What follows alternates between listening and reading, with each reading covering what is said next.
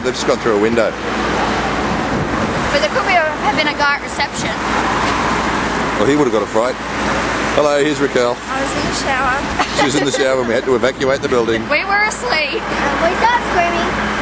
And a car has come ploughing through the front door of our apartment building. So there goes the lift again. So there goes the lift again. And here we are. It's all pretty crazy. So we had a rushed evacuation. A rushed evacuation. Not knowing what it was, whether it was a bomb or a... There we go. All good fun. And here it is in our apartment with the evacuation alarm going. It was all very exciting, wasn't it, Aaron? We're going to get all our stuff and go. Yeah, as soon as we get out of here, the better. I wonder if it's on the morning news.